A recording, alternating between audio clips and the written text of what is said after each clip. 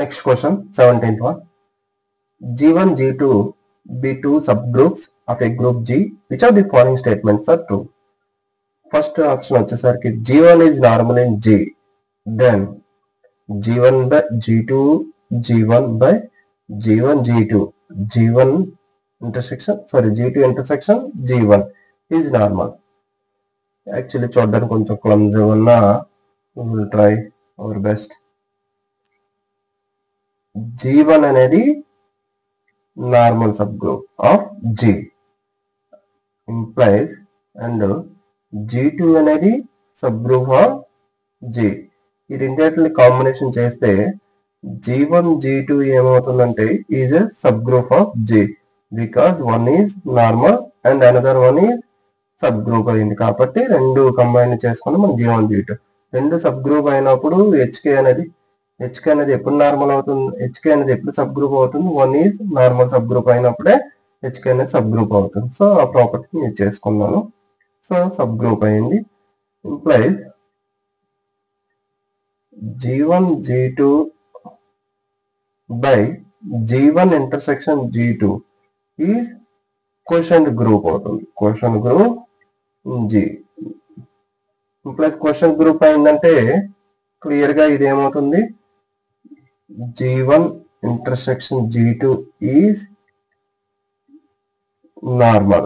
G1 intersection G2 అనేది normal in G అవుతుంది. G1 intersection G2 అనేది నార్మల్ అవుతుంది.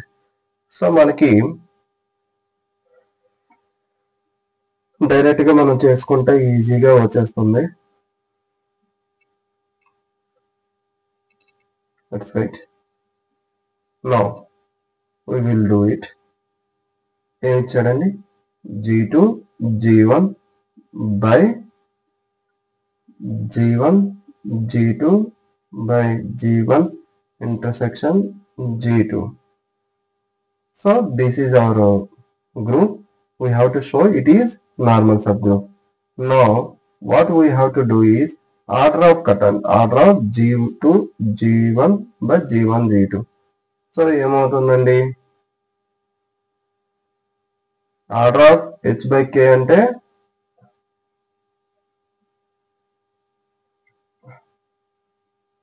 Order of G by H అంటే ఏమొస్తుంది, number of right cosets or left cosets. So simple గా మనకి ఎంత వస్తుంది అంటే order of G by order of H అని రాస్తాం.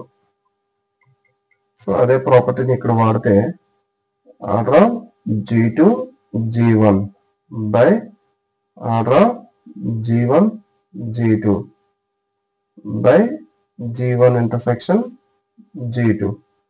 సో ఓవరాల్ గా మనం కన్సిడర్ చేసుకుంటున్నాం కాబట్టి order of HK formula use చేసుకుంటే G2 into order of G1 by order of G1 intersection G2 by order of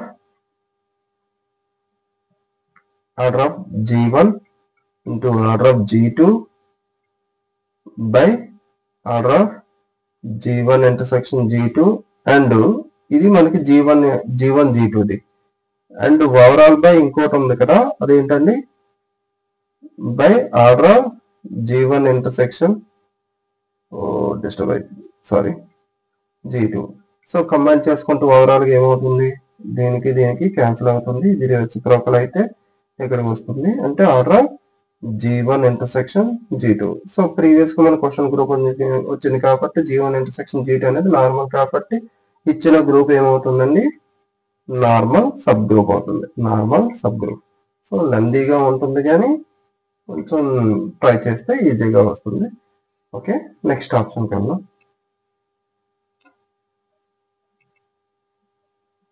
next option వచ్చేసరికి H1 H2 are normal subgroups of G1 G2 respectively. G1 cross G2 by H1 cross H2 is isomorphic to G1 by H1 cross G2 by H2.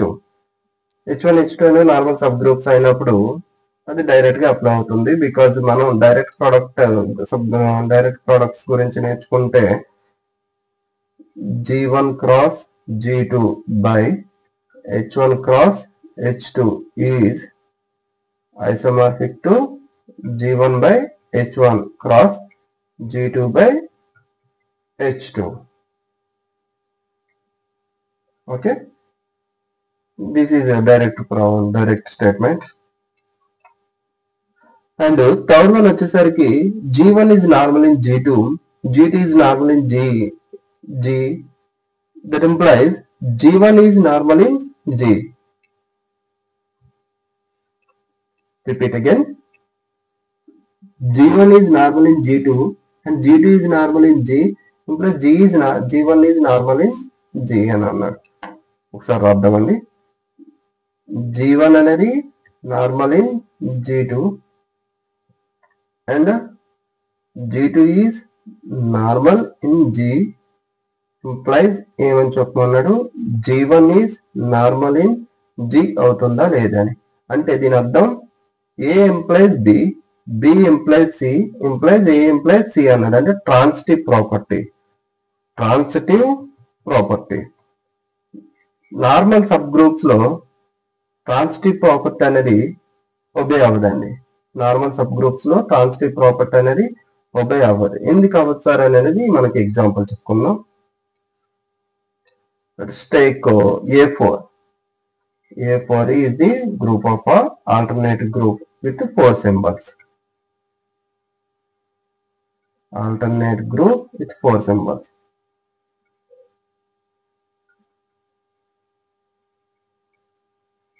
ఇక్కడ ఏ type of permutations ఉంటాయి?